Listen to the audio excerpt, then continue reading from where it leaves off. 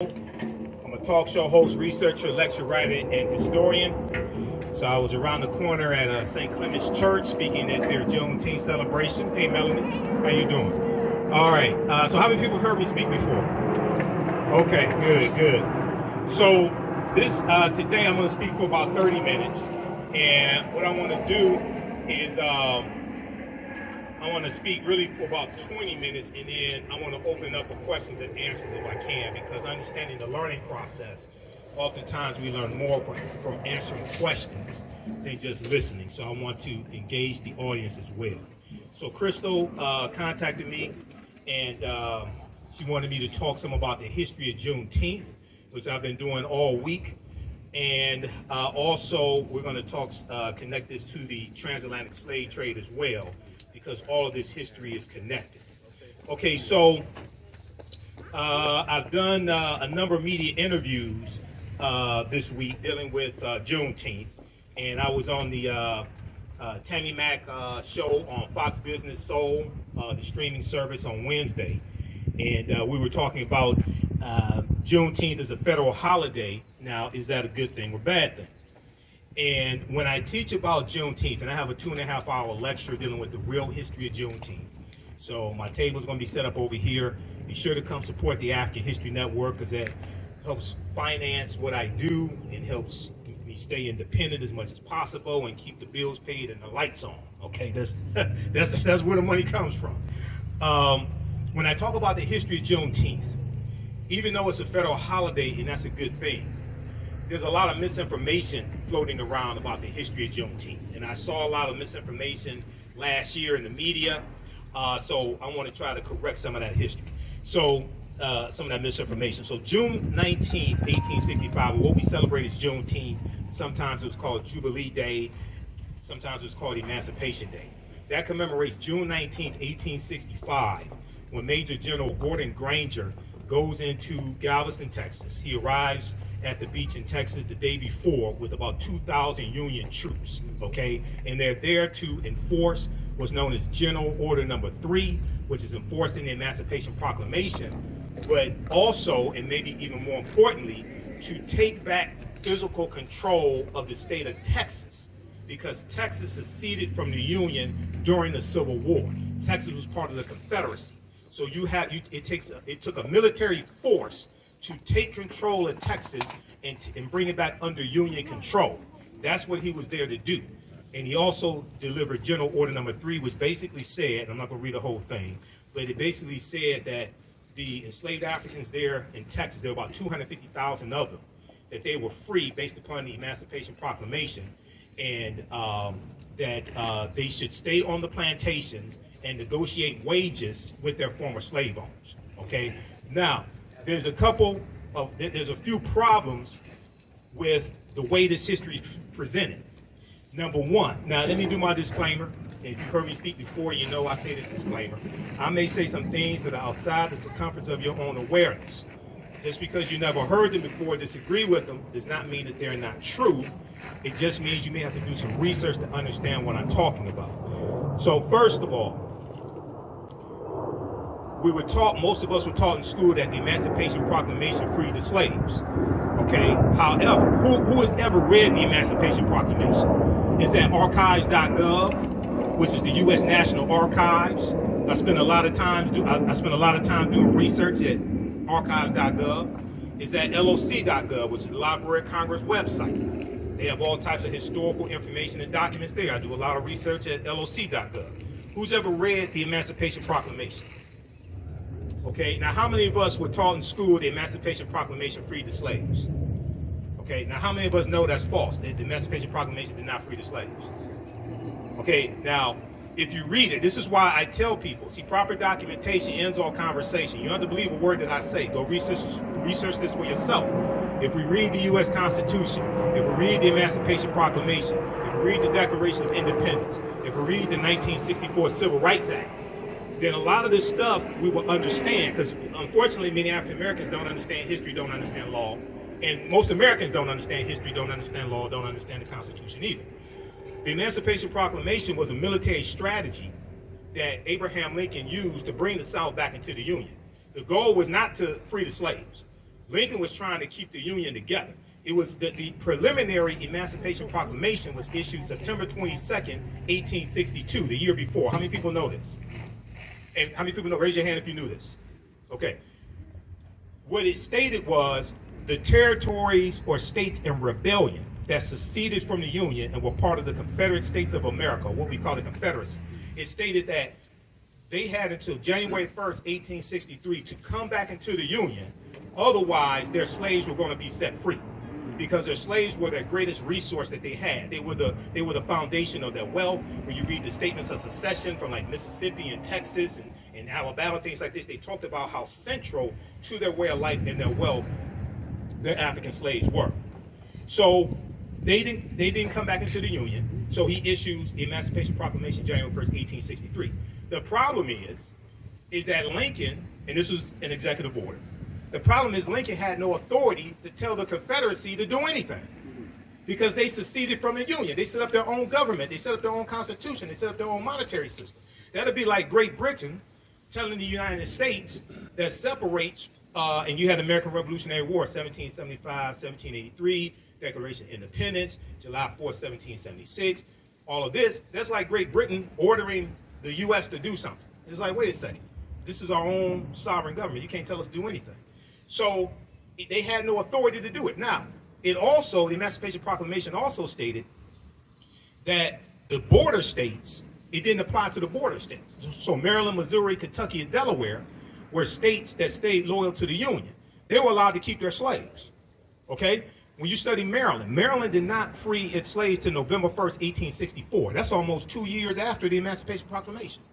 So, like this morning, I was getting ready to speak around the corner at St. Clement's Church, and then come over here. I was watching MSNBC, Ali Velshi show, and they're talking about Juneteenth, and they said the Emancipation Proclamation freed the slaves, and they said, oh, the black people in Galveston, Texas found out 2.5 years later. And I'm sitting there, and I know it's Sunday morning, but I was cussing at the TV. I can't lie. I'm sitting there, and I'm like, who did the historical research for this? This is false. Okay, so I don't want people to misunderstand me. I'm all for celebrating Juneteenth. But when we come together and celebrate Juneteenth, we have to correct the history of Juneteenth, and we have to protect the history of Juneteenth. We also have to protect it and make sure white corporations don't pimp Juneteenth. Okay, so we have to have enough respect for ourselves to go after them when they try to pimp Juneteenth as well. Okay, so one, the Emancipation Proclamation did not free the slaves. It's going to lead to slavery ending, okay? And what happens is, as the Union troops go throughout these Confederate territories, they're taking back control of these territories. But it takes military force to do this. Now, it's going to be the 13th Amendment. It's going to be the 13th Amendment. Yeah, let me have water, brother. Thank you. It's going to be the 13th Amendment, which is ratified December 6, 1865, which is going to legally end slavery, chattel slavery in this country. And that amends the U.S. Constitution, because the U.S. Constitution sanctions slavery.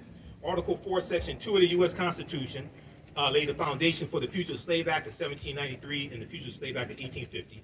We know Article 1, Section 2, Clause 3 of the U.S. Constitution, what people call a 3/5 compromise, which is really misunderstood. It did not say we're 3/5 of a human being. It was, anybody ever read the U.S. Constitution? Raise your hand.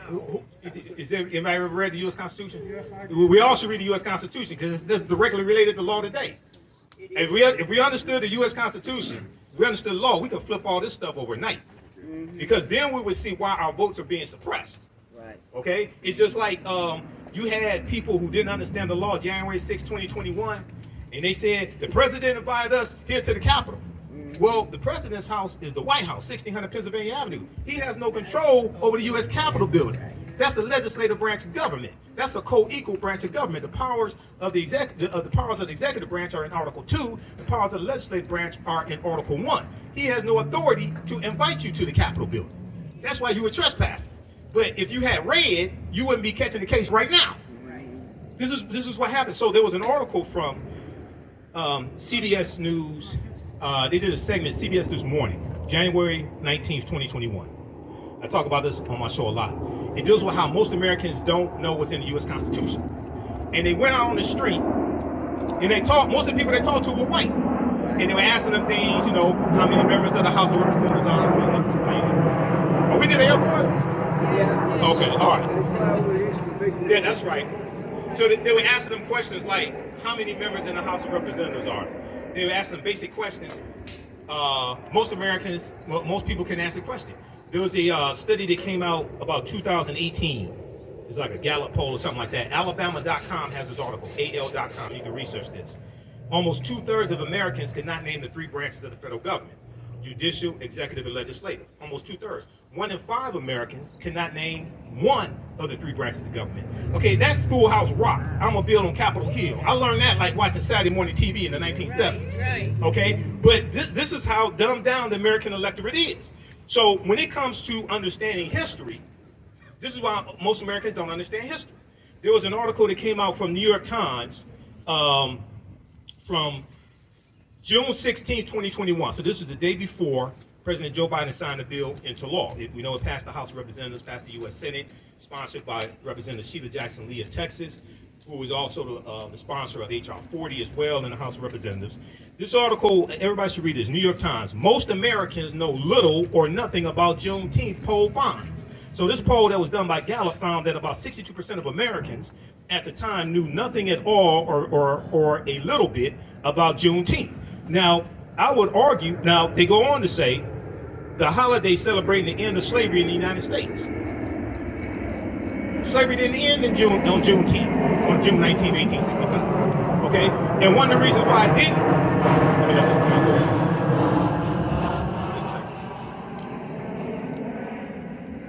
One of the reasons why slavery didn't end then is because some of the slave owners in Texas, not just Galveston, but some of the slave owners in Texas somehow kept the word away from their slaves or didn't abide by it if they got the word and kept them enslaved for an additional year. One of those slave owners was named Martha Gibbs. Not Marla Gibbs, not 227, there's no place like home, no place child, not Marla Gibbs. I'm talking about Martha Gibbs. Martha Gibbs was a white slave owner from Mississippi. She leaves Mississippi and takes her African slaves into Texas at gunpoint. Wow. Texas was a safe haven for many slave owners because Texas was more removed from battles of the Civil War and there was less of a Union presence in Texas. So you had slave owners from surrounding southern states who fled into Texas with their slaves. Okay? Martha Gibbs was one of them. Well, she kept her enslaved Africans to the following year, 1866. She didn't care about the Emancipation Proclamation, none of that stuff. That didn't mean nothing to the, just like the domestic terrorists. Laws don't mean nothing to them. Okay? Wink, wink. The laws don't mean nothing to them. Right. That didn't mean nothing. That didn't mean nothing to them. Those are their descendants that stormed the U.S. Capitol building. Right. Okay? All this is tied back to the Civil War Reconstruction. Right. All this history is connected. Okay? All right. So you're going to have some that are still enslaved to 1866. Now, it's important to celebrate Juneteenth. Why? Because Juneteenth is a celebration of freedom. Okay? And they had celebrations. If you read some of the slave narratives, they had celebrations when they got the word. In 1865, June 1865. Now, it's also important to understand that Major General Gordon Granger is going to go through various parts of Texas for a number of days, delivering General Order Number 3. June 19th is the date that was agreed upon to celebrate as when they got the news. But all the African slaves in Texas did not get the news on that date. They go through for a number of days and deliver the news also. So Juneteenth is a celebration of freedom. It's not our Independence Day because we weren't independent. We still ain't independent today because about 97% of African Americans work for white people. Okay. Now I'm not saying go quit your job. That's economic suicide. I'm not saying quit your job, but I'm saying that's not Independence Day. That's Emancipation. You can say Emancipation Day. You can say Freedom Day.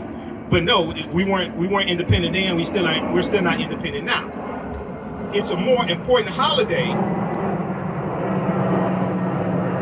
It's a more important holiday for African Americans than the 4th of July, or what Dr. Shaka Musa Shango called the 4th of July, Y-O-U-L-I-E.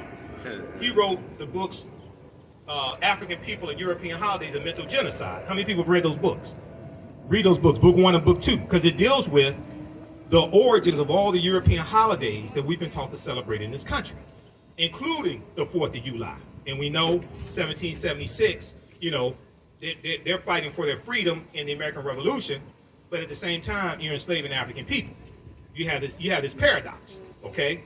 All right, so let me check on time. All right, so there are 4 components that have to be incorporated. When I teach about Juneteenth in the interviews, media interviews I did, and also Ken Coleman interviewed me for Bridge Detroit.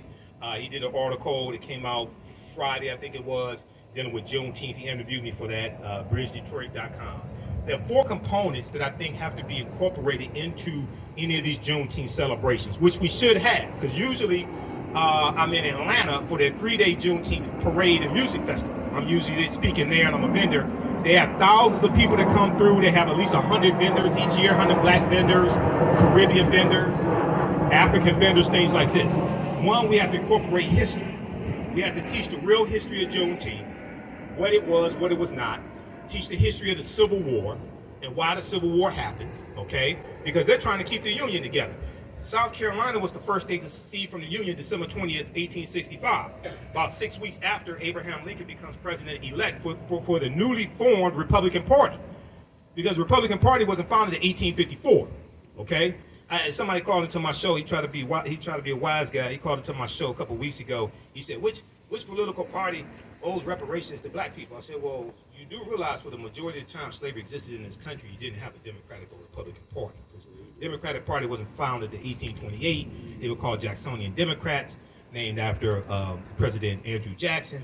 Republican Party was founded in 1854 as a backlash to the Kansas-Nebraska Act, because it was a backlash to the spread of slavery in the Kansas and Nebraska territories. So the majority of the time that you have slavery in the history of this country, you don't have a Republican or a Democratic Party. And many of the founding fathers, even though they may have been slave owners, many of them were against political parties because they thought they caused division in the country. So you're talking about reparations largely coming from the federal government, okay, regardless of political party. But you have to have a historical component to correct the history, protect the history, and deal with the real history of the Civil War, Juneteenth, and the Reconstruction era. Reconstruction is extremely important, 1865 to 1877. The Reconstruction era is taught very little in our schools, K through 12. There was a article from Time magazine, time.com, January 12, 2022, 6 days after the January 6th insurrection, the insurrection was a continuation of the Civil War and the political violence that brought about an end to Reconstruction.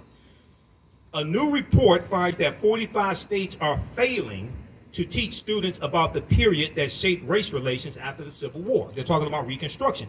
And in this article, they talk about how Reconstruction, understanding Reconstruction, is directly related to the police violence we see today in the murder of George Floyd, May 25th, 2020, the voter suppression laws enacted, especially after African-American voters voted in the 2020 election to elect President Joe Biden and Kamala Harris, but also the January 5th senatorial election in Georgia, because that's what really infuriated a lot of people. Right.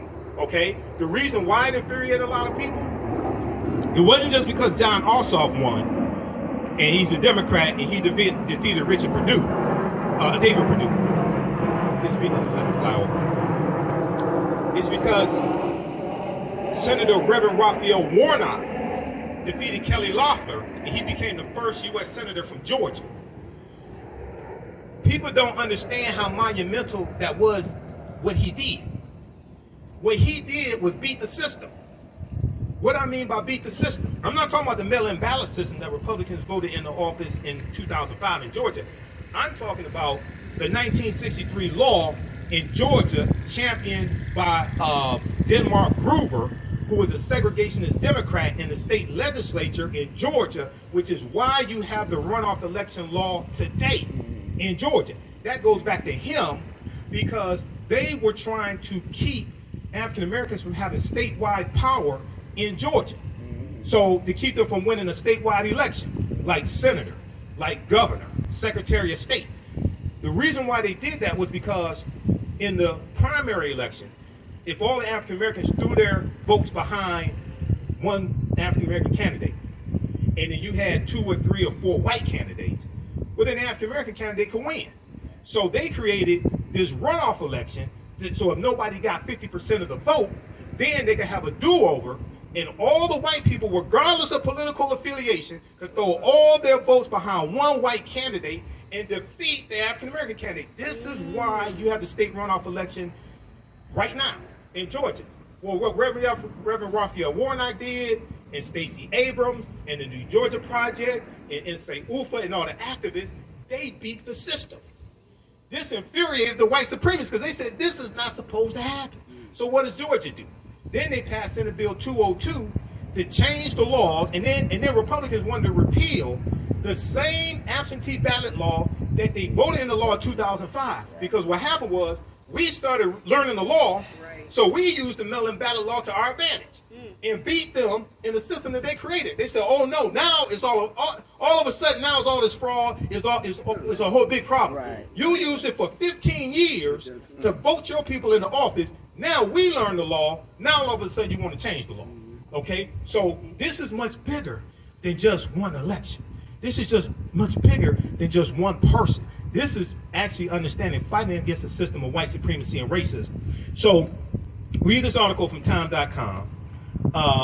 And Juneteenth also connects us to the transatlantic slave trade, or the Great Ma'afa, as Dr. Marimba Ani calls it, who wrote the book Yurugu, an African-centered critique of European cultural thought and behavior. The Ma'afa is a Kiswahili term, which means the great disaster, refers to our Holocaust, the transatlantic slave trade. Because our Holocaust is different than other people's Holocaust. I don't have a problem with talking about other people's Holocaust. We can talk about the Holocaust of Jews. Now, when we talk about the Holocaust of Jews, you also have to talk about the killing of 50,000 Afro-Germans. Because Hitler also killed 50,000 Afro-Germans. Somehow that gets left out of the conversation. January 27th is the National Day of Remembrance of the Jewish Holocaust, okay? And it's January 27th because it was January 27th, 1945, I think it was, when the Soviet troops go into Poland and liberate the Holocaust survivors from the Auschwitz concentration camps, Auschwitz 1, 2, and 3. That's why it's on January 27th. So I was reading articles from Associated Press. I was reading coverage about the National Day of Remembrance of the Holocaust, January 27th. I'm like, why don't y'all talk about the Afro-Germans who were killed? That's part of the Holocaust also. We totally get left out of that conversation. But if we don't understand that history, we don't understand how to interject ourselves into that history. So Juneteenth also connects us to the transatlantic slave trade, which we see starts formally, most sources say 1441, with Anton Gonzalez going into present-day Mauritania, capturing about 12 Africans. But we know there's historical events that lead up to that happening. It doesn't just fall out of the sky. This goes back to the conflicts and the wars that the African Moors are having in Europe with Europeans. And the Moors intermixing into European society and losing control of various areas that they control, like Al-Andalus in the southern portion of Spain. And we see this backlash. Now the Moors are taking the teachings from ancient Kemet, ancient Egypt, the Nile Valley region of Africa, into Europe. They bring Europe out of the Dark Ages. These teachings saved Europe. If it had not been for the Moors, Europe probably would have been totally devastated by the Black Death, the bubonic plague. It hits in 1347 to 1400. Europe loses between 1/4 to 1/3 of the population. Estimates of somewhere between 25 million to 75 million people. But the Moors introduced science. They introduced new types of nautical instruments. They introduced the periodic tables. They introduced something they call alchemy. Today we call it chemistry. Al is the Arabic prefix. Algebra, alcohol, alchemy, things like this. They're introducing different types of surgical instruments. They're creating standards for physicians to pass, okay? The University of Salamanca in Spain, which is built by African, Moors, and Arabs, about 1285 AD, okay? So they're introducing, in a lot of the early universities in Europe, a lot of those professors are going to be Moors. So all these things that we taught Europeans, came back to kick us in behind. Moors are going to introduce cotton and sugar around the 9th century and 10th century. You know, the first plantations the Spanish especially are going to set up when they start conquering lands like island lands like Jamaica. And thank you, brother. Oh, okay, thank you. Like Jamaica and Hispaniola, things like this are going to be sugarcane plantations, because sugarcane requires a warm tropical area to grow in. All right. So when we go from the beginning of the transatlantic slave trade, and then we see the English get involved in 1562 with John Hawkins and the good ship Jesus and things like this, we see the triangular trade created. We go throughout history. We're going to see resistance all throughout. We see here, even in this land, I know people talk about August 20th, 1619. One, it's important to understand that African people were here in this land that we call the United States of America going back at least 51,700 years ago. If you read the book, how many people are familiar with Dr. David M. Hotep, who wrote the book, The First Americans Were Africans, Documented Evidence? So he's a friend of mine. I've interviewed him probably 13, 14 times. His first book has 713 footnotes. It thoroughly documents an African presence in this country going back at least 51,700 years ago, the Khoisan. The Khoisan have the oldest DNA on the planet. They come from Southern Africa. They go all around the world. They're the ancestors to the Anu and the Twa. The Twa are derisively or derogatorily called pygmies in European anthropology and archaeology. They go all around the world. They're short-statured Africans. So, yes, African people circumnavigated the globe. Yes, we were already here. But that does not mean the transatlantic slave trade did not happen. Now, the Spanish are the second ones involved in the transatlantic slave trade. They're bringing Africans into the territory we call in the South Carolina, Georgia area in 1526. This is 93 years before 1619. So even though people talk about 1619, you have to deal with that history before then. You have to talk about Juan Garrido, who was born in West Africa in 1480. He comes into Florida in 1513 with the Spanish conquistador Juan Ponce de Leon. It's going to be Juan Ponce de Leon who names Florida, who gives Florida its name. It's Spanish, which means it has some reference to flower. This is where Florida comes to. Well, Juan Garrido is probably the first African we know of by name who comes to this land we call the United States of America. This is long before 1619. So even though 1619 is important to understand, and understand it in the proper context, that's not when we first came to this land, but that's part of the transatlantic slave trade. Now, August 20th, 1619, when the White Lion pirate ship, you have the White Lion and the Treasure, two English pirate ships that come into Virginia, basically Point Comfort there in Virginia. How much time I'm at 27. I'm not at 28 minutes, Crystal. How am I on time? Hey, go on. Okay, so when these two English pirate ships come in, and you have 20-odd Africans who are exchanged for food and water and supplies, right? At this time in 1619, did you know codified slave laws don't exist in any of the 13 colonies? Did y'all know this? Y'all didn't know this? Nope. Oh, you have to bring me out here to speak more often. Yeah. No. Who's read Before the Mayflower by Lerone Bennett Jr.? Because he breaks some of this down in chapter 2. Chapter 2, 6th edition, right around page 40, he talks about the names that African people had in this land. When Europeans got here, they were called Moors. They were called Negers, N-E-G-E-R-S, Nagars, N-E-G-A-R-S, and Blackamoors, okay? The word Negro really wasn't used for us at that time. He's talking about in the 1600s, all right? So, and he's talking about the presence of the Moors here when Europeans got here. And then at that time, also in the colonies, the people who we call white people, they weren't referred to as white. They were referred to as either Christians or Englishmen, okay? So they're exchanged for food and water and supplies. They're put into a form of indentured servitude for about 3 to 5 years and released from that. Some of them go on to own land. You're going to have some Africans who come here, either willingly or unwillingly, who end up owning white indentured servants also. That's a whole nother conversation. Some people don't want to have that conversation. Don't know why, but that's part of the history. Lerone Bennett Jr. breaks this down in chapter 2 of Before the Mayflower. Okay, so this is, Juneteenth connects us to the transatlantic slave trade. The first colony to have codified slave laws is going to be Massachusetts, 1641. They come to Virginia about 1660, 1661. The laws are coming to different colonies at different times. Different colonies had their own laws, okay?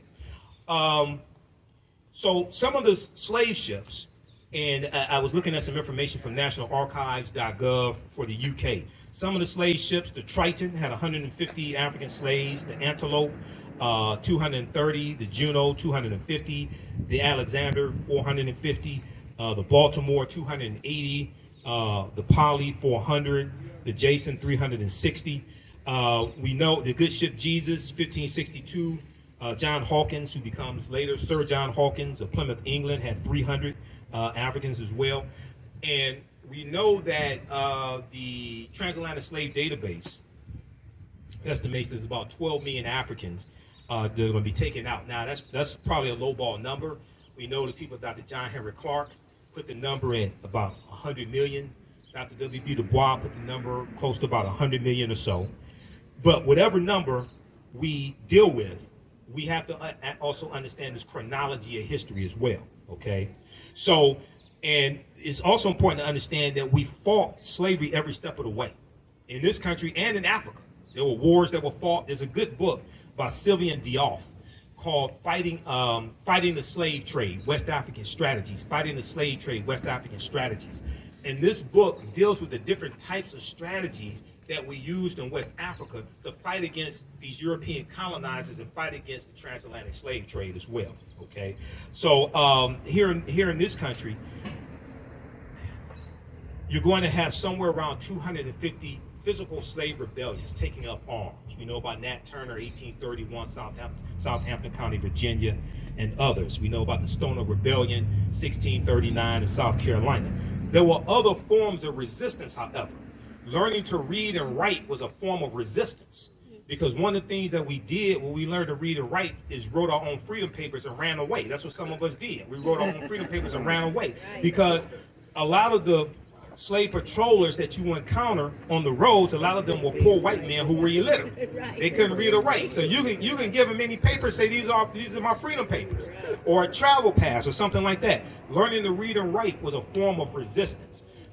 Having work slowdowns, slowing down the pace of work was a form of resistance. Poisoning white people's food was a form of resistance, okay? Destroying tools or sabotaging tools, maiming oneself, cutting off toes, something like that. Those are different forms of resistance that we engaged in as well. Okay, so when we have these celebrations, it's important for us to invoke the ancestors as well, and the brother did the libations, which brings in the power and the energy of our ancestors, and it helps reconnect us to our ancestors also. And once again, I'm gonna wrap up with this, and we can open up for questions if we can. But when we have these celebrations dealing with Juneteenth, it's important to correct the history and protect the history of Juneteenth, and deal with history, political education, economic empowerment, as well as law. Okay, so I want to thank you for your attention. I want to wrap it up there. Usually I end my presentations. Right now, it's correct wrong behaviors, not over till we win. Wakanda forever. And because Wakanda is a real word, comes from the Omaha Ponca Sioux Indian language, means possessing secret powers, but it's also a Bantu word. It's in Kikongo as well. So Wakanda is a real word. So Asante Sana, can we open it for questions? Okay, let's open up for questions. Did you all learn anything? Yeah. Okay, all right, thanks. Now, and then I'm gonna have my DVD lecture set up over here. Also, I'll be registering people for 2 10-week online classes that I teach on Saturdays and Sundays. Saturdays is Ancient Kemet, the Moors, and the Ma'afa, Understanding the Transatlantic Slave Trade, where they didn't teach you in school, where we do it thousands of years of history. We do the sessions live. All the sessions are archived and recorded. You can watch it a year from now, 2 years from now, it'll still be there. Sundays, I teach from the Civil War to the Civil Rights Movement and Black Power, 1865 to 1968, which gets deep into this history dealing with Juneteenth, Civil War, Reconstruction, all that history. Okay, any questions? When was slavery elimination in Brazil? When it end? Yeah, that was just Well, it ends about right around 1888 in Brazil. Yeah, right around that time, 1888 in Brazil. Yeah. Any other questions? Yes, Crystal. How far? And thanks for inviting me out here, Crystal. Also. All right. How far north? My grandchildren and children have asked me if there was slavery in Ohio and Michigan. How far north did slavery go? It was all throughout. At one time, all the 13 colonies had slavery. In Michigan, it's about 1837. Michigan abolishes slavery. Illinois abolishes 1818. Ohio is going to abolish slavery right around 1818 or so. Yeah, slavery was in all of the. Michigan was not one of the original 13 colonies, but even when you look at the 13 colonies, at one point slavery was in all of the 13 colonies. So you know that the reason why Wall Street has its name is because when it was the colony of New Amsterdam, which was a Dutch colony, about 1627, they forced the Africans to build a wall to keep Native Americans out. And then New Amsterdam becomes a British colony called New York. So that wall is where Wall Street is today. That's where Wall Street gets its name. And it was African slaves who were traded originally on Wall Street, the physical Wall Street. Not the stock market, but the physical Wall Street. It was African slaves that were traded there. But that's where Wall Street gets its name from. So all of the 13 colonies at one point had slavery. Yes, brother. Jim Reed here. Are you familiar with the mounds on Mound Road? Are you familiar with King Khalifa? Are you familiar with... Yeah, so you had the mounds on Mound Road. So you had about 1 million mounds in this land we call the United States of America, okay? And go ahead, brother. So you have mound builders, you have Native American mound builders, you have African mound builders, the Khoisan, okay? Now the ones on Mound Road, I've heard different things. I'm not sure who built those, okay? But yes, at one point you had about 1 million mounds in this land we call the United States of America. Today is somewhere, I think, about 100,000. Dr. David M. Hotep talks about this as well. Cahokia in East Illinois is the largest mound that still exists today.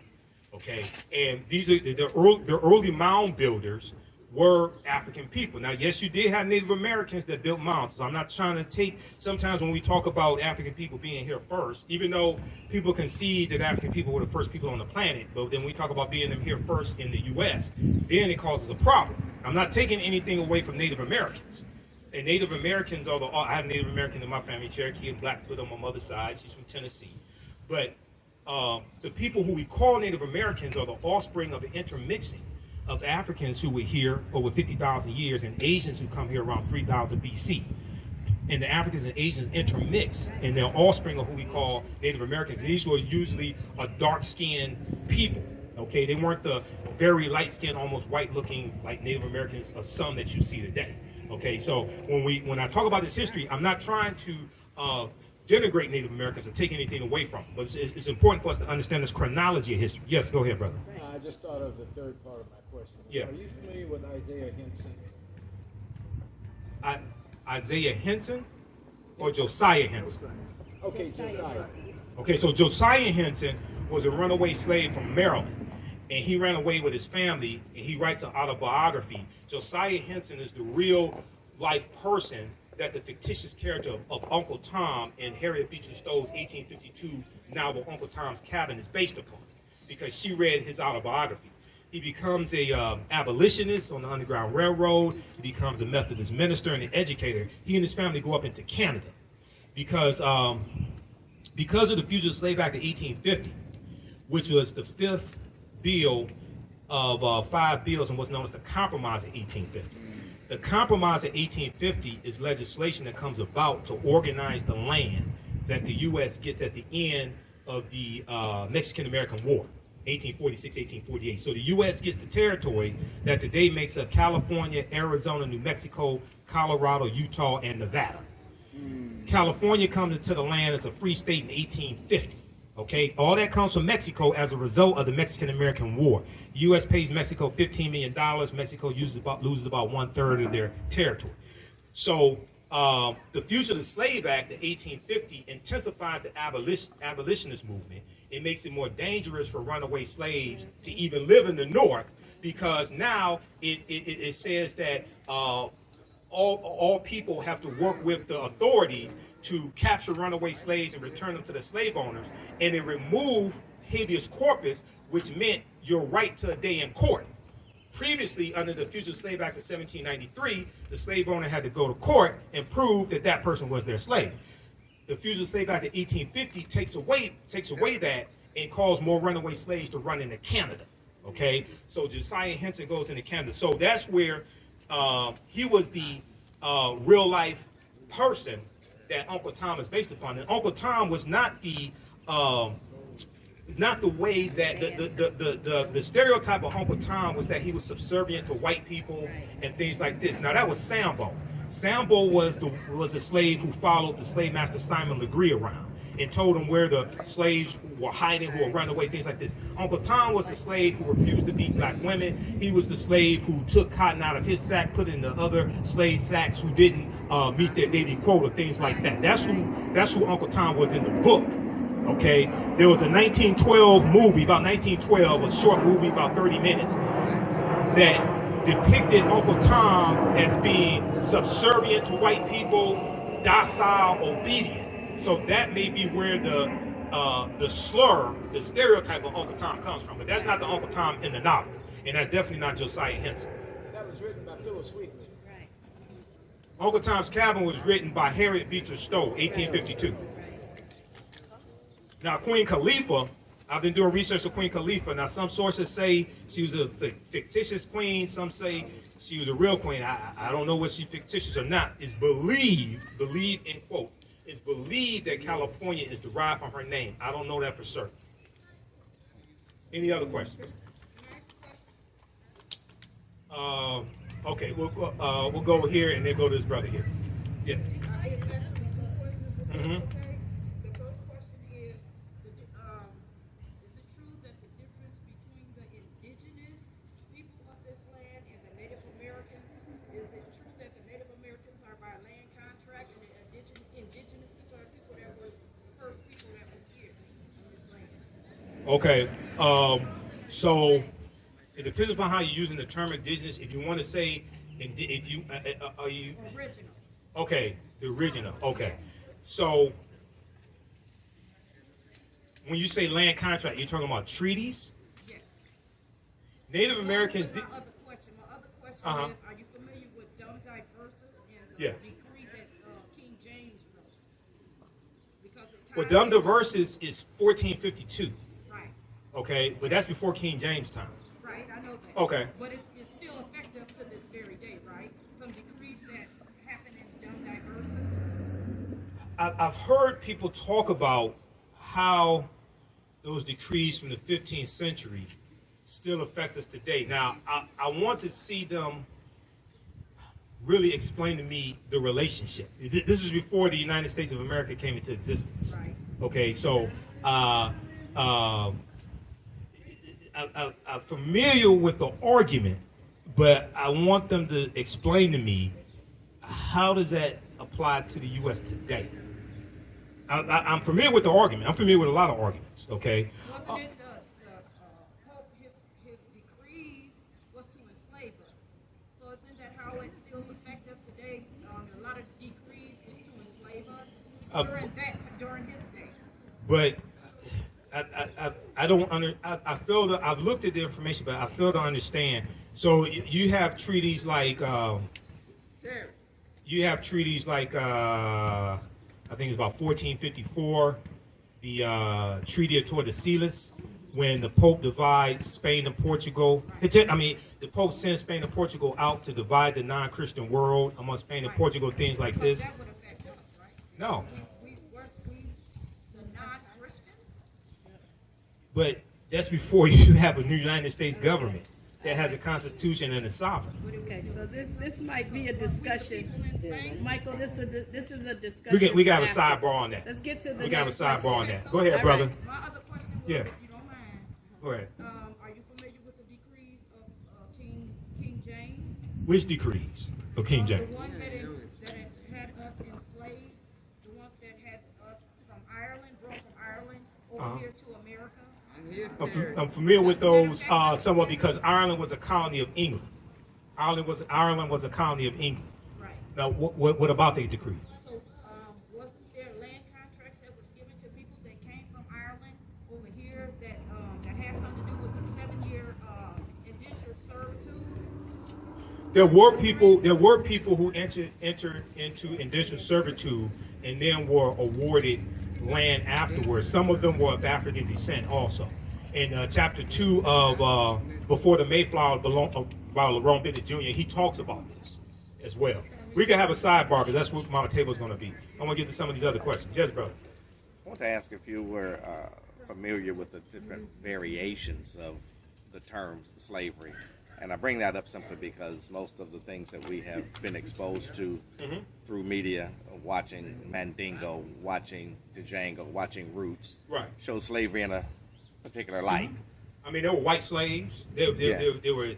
You had slavery in Europe. You had slavery in Slavic nations. You had a slavery. Now, this is before. This wasn't chattel slavery, but you had slavery of Muslims enslaving Christians. Some of those Muslims were Moors enslaving white Christians. Okay, so you had different types of slavery. The one here in the U.S. was a chattel slavery. After, now, not in 1619. Chattel slavery didn't exist in the 13 colonies in 1619. But later, after it's going to be developed, you're enslaved for perpetuity. So your children are born into slavery. Okay, you're enslaved for perpetuity, which was different than other forms of slavery, even though other forms of slavery were wrong. Okay, but here you're a slave because of quote unquote race, which is a made up construct. Okay, 2, you're enslaved for perpetuity, forever. So your children's children are born into slavery. All right, so it's a different concept. So, and this has to be a distinction has to be made, because then when we talk about repairing the damage of slavery, what some people call reparations, then the other people say, well, everybody has slavery. No, that was different than what happened here, and slavery was written into the U.S. Constitution. Right. Well, my point is, by showing what we've been exposed to media-wise, I made a personal trip to the plantation in New Orleans where they filmed Django. Django Unchained. Yes, and they gave us a tour, but explained slavery in that particular area, and they described it in a way that was much more different from what we have seen in the media. It was almost like slavery was cooperation between the slaves and the slave owners, and they had rights down there that were respected by law. Some different states had different laws and different levels of slavery also. For instance, so in Virginia, it was legal for slaves to learn to read and write up until 1831. 1831 is when you had the Nat Turner Rebellion, because Nat Turner was literate and he could read and write, and he could read the Bible, and he used the Bible as a tool to teach his people that they should be free. So after the Nat Turner Rebellion, after he was captured and executed, the state legislature passed a law to then ban teaching slaves to read and write. So different colonies, different states at this point, different states did have different laws. Okay, and you had states that abolished slavery before others. Massachusetts is one of them, around somewhere around 1780. Vermont's going to be the first one, 1777. So there were different variations. It wasn't just like the same thing all throughout all the states. There were different variations based upon which state you're talking about. Okay. Any other questions? And then I'll be over on my table. So we have my DVD lectures. You can register for my online history classes. I teach on Saturdays and Sundays also. We have them at a discount. Yes. Could I have one question? One last question. Okay. Now, to my understanding, there was a part of what they call the slave Bible, where the slave master would take certain parts of the Bible and put them in text to be allowed to, teach the slaves about slavery. Like be kind to your master, be honorable to your master. In other words, they would take certain segments of the Bible to try to promote, they